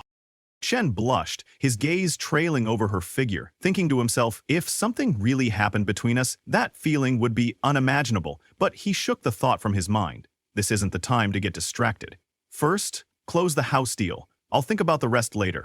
Half an hour later, after calculating all the discounts, the total price of the house came to 2.98 million yuan. The salesperson handed Shen the contract and asked him to sign it. Both Liu Menglu and Qian Qian were shocked. They couldn't believe he'd just helped Chen Na buy a 3 million yuan house. And the most unbelievable part? He only put Chen Na's name on the deed. When will I ever get that kind of fortune? They both thought silently. As soon as the contract was signed, Shen immediately received 14.9 million yuan in his bank account. Shen was thrilled. His account balance now exceeded 15 million yuan. Even at his father's peak, their family never had that much money. This system is incredible, he thought. If it weren't for Chen Na triggering the mission, I'd never have become a multi-millionaire overnight. Developing more female NPCs, that's definitely the right path. Right after that, he also received his second reward, a villa in Qingzhou Lake, Green City. The system told him to claim it at the sales office tomorrow at 9 o'clock IMing. Upon seeing this, Shen grew even more excited. A villa? And it's one of the 10 super mansions in Star City? Meanwhile, the salesgirl glanced at Shen with admiration. The real estate market isn't doing great right now, and this Mr. Shen just paid cash for a luxury home. For Miss Chen. And they don't even seem like a couple. They barely look like boyfriend and girlfriend. How I'd love to have a contact like that. She turned to Shen and said, "The contract is signed. I'll follow up with Ms. Chen to handle the rest of the procedures." Then she asked, "Would you mind if we exchange WeChat contacts? That way if you ever have other purchasing needs, you can reach me directly." Chen agreed and gave her his WeChat. Liu Menglu, visibly jealous, thought to herself, where did this vixen come from, daring to mess with what's mine? She quickly stood up and said to Shen, "I've also been thinking about buying a small apartment recently. When I do, I'll need your advice, with your experience, of course. So, I'll need your WeChat too, and if you ever need personal training, you can count on me." Chen nodded and gave her his WeChat account. Then he told Chen Na that he had other things to do that afternoon, so he wouldn't be joining them. He also didn't want to intrude on their time together. Liu Menglu, however, couldn't believe he was leaving already. Not even staying for a meal with all she had to offer? She was frustrated, but she knew this wasn't the right time. There would be more opportunities in the future. Then Chen Na asked Meng Lu and Qian Qian to find a place to eat first, and afterward she would show them her coffee shop. Qian Qian excitedly told Chen Na, "Today is a happy day. I'm going to throw us a little party. After all, you just got a house worth 3 million yuan. Meng Lu agreed, though her expression showed she was still thinking about Shen. Half an hour later, back at the school cafeteria, Shen was getting himself something to eat just then. He noticed Professor Lee sitting alone, lost in thought. At that moment, she received a phone call from Secretary Liu, asking her about preparing the materials and having a report ready by tomorrow. Professor Lee assured him, "Don't worry, everything will be ready tomorrow. I've already looked into it." She explained that currently, the University of Science and Technology, the Agricultural University, and even the business school all had this kind of base. Then Secretary Liu asked her if she was free tomorrow night. But she politely declined, saying, "I'm not free tomorrow night, I'm really sorry, I truly have something else planned." After that, Secretary Liu ended the call. Shen then approached her and asked, "Professor Lee, is something wrong?" Professor Lee explained that the school was planning to establish a startup base for college students, and she was part of the working group. The call had been about that. Shen, curious, asked her more about the startup base. Professor Lee told him that the school planned to support students with entrepreneurial ideas by offering funding, space, and guidance. However, she added, "Right now, we're facing some issues. We don't have enough funding and need partnerships with outside companies." Shen, curious, asked Professor Lee what conditions the school could offer to companies in exchange for partnerships. Professor Lee told him that there really wasn't much. All the school could offer was talent by signing contracts with companies to send them high-quality graduates each year. Hearing this, Shen replied that the school didn't have much of an advantage there, and the quality of their graduates couldn't compare to those from elite universities. "There's nothing exciting enough to attract those companies' attention to invest," he said. Professor Lee agreed. She knew that if companies didn't get what they wanted, they naturally wouldn't invest. But what frustrated her even more was that Secretary Liu was pressuring her to go out drinking with company directors, hoping she could convince them to invest money into the project. Seeing how worried Professor Lee was, Shen realized something was wrong. So even though he had 10 million in exclusive investment funds and could invest in this himself, he still needed to consider profitability. For the project to be viable, the student's success rate would have to reach at least 33%, but at their school, it might not even reach 20%. Just then, Shen was about to speak, but before he could say anything, Professor Lee asked him, "Are you interested?" Professor Lee asked, thinking Shen Yuan wanted to start a business. Shen nodded and said a little, but not too much. Actually, he was thinking about sponsoring this project. Professor Lee smiled and said it was good to have that idea, but since the project hadn't launched yet, it would probably be difficult. Just as Shen was thinking, the system suddenly triggered a mission: earn prestige points by investing in university projects. If he successfully completes this mission, he will be rewarded. For every 500 prestige points accumulated, he gets a chance to draw, possibly earning attribute points and special skills. Prestige points refer to a reputation that inspires admiration in others, representing the recognition and respect people have for the host. These points only count among the university's teachers and students. Shen was surprised. He couldn't believe this could trigger a mission too. Well, after all, the exclusive investment funds were given by the system. If he didn't have to worry about profitability and could earn prestige points, then this startup base was perfect. It would also help Professor Lee solve her urgent problem. Absolutely, he is the investor, so he decides who to invest in and how much. Wouldn't it be awesome to invest in those older and younger female classmates' shops, rack up prestige points, and at the same time boost their affinity? He could make so much money that his hand would hurt from counting. So he asked Professor Lee if someone or a company is willing to invest, who evaluates the students receiving the investment, the investor or the school? Better clear that up so he doesn't end up investing his own money only for the school to cause trouble. Professor Lee told Shen that, in theory, the school should evaluate the students. But since right now, they can't find investors, there's plenty of room to negotiate. However, she asked Shen why he was asking all of a sudden. Shen smiled and told her that he wanted to invest, but he had one condition: that he must be the one to evaluate which students receive the funding. However, Professor Lee didn't believe him and told him this was not the time for jokes. She told him that his family had recently gone bankrupt and that he had even applied for financial aid scholarships. Shen didn't waste time convincing her. He directly showed her his bank account and asked her to look closely at how many zeros he had. Now, there was no need for him to be discreet. On the contrary, he had to show off more to gain more prestige. Professor Lee looked closely and couldn't believe it. Shen's account was loaded with 15 million yuan. She asked him how he had earned so much money if his family had gone bankrupt. Shin told Professor Lee that back when his family business was still doing okay, he was also investing in cryptocurrency and currency exchange, and he earned this money himself. Professor Lee was still in shock and couldn't believe one of her students was a multimillionaire. He approached Professor Lee and told her to come away with him. In the future, they would travel the world and he would ensure she lived in luxury. Professor Lee blushed in embarrassment and told him, "Don't be silly." Then she asked Shen if he was sure he wanted to invest in this project. As far as she knew, college startup bases seldom turned a profit, so she suggested he think about it carefully. This wasn't a small amount of money. But Shen told her that he was clear on that and it didn't matter. Mainly, he wanted to contribute to his alma mater's development. Seeing Shen so serious, Professor Lee wondered if he was doing this for her. However, she dismissed those thoughts, saying, "He's my student. I can't think like that about him." She stood up from her seat and told Shen that she would talk to Secretary Liu about it later, and told him to take his time eating and that they'd talk later. But before she left, Shen also asked her to think about his proposal. A moment later, Shen Na sent Shen some photos of herself with coffee and told him she made the coffee herself, inviting him to come try it when he had time. However, for Shen, the coffee wasn't that great, but the outfit she was wearing was pretty tempting. So he headed toward the coffee shop to meet Chen Na. Meanwhile, Xin Yuan's classmates from Group 2 of International Trade, Kong Xiaoyi and two others, were going out shopping. One of them told Xiaoyi that Xin Yuan was no longer the rich kid, he was broke now. Why does she still think about him every day? He probably has to do part-time work to pay tuition by now, she said. But the short-haired girl with the pink skirt told Yu Ping that she was the one talking and she was going out with Huang Haibao, Shen Yan's roommate. Yu Ping told her not to bring that up, saying that she had turned Huang down multiple times, but he kept persisting.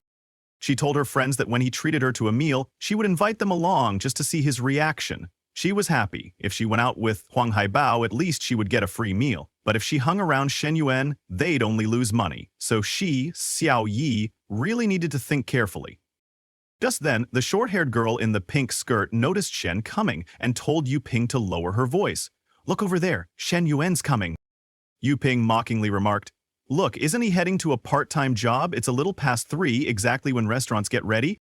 The short-haired girl in the pink skirt laughed and told her friends that they should ask him which place he was working at. Xiao Yi tried to stop her friends, saying, "Isn't that inappropriate? They're all classmates, and there's no need for that." But Yu Ping didn't listen. She approached Shen and asked him why they hadn't seen him around lately. Mockingly, she asked if he was busy with a part-time job and also asked which place it was at. She said they could go and support him.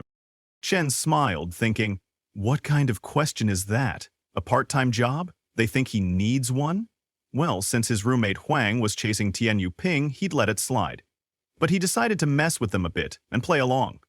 He told them that he was working at a coffee shop and invited them to come and get some free coffee. However, when they arrived, they were shocked to see two beautiful women. They couldn't believe how gorgeous and stylish both of them were. They looked like they had stepped out of a manga,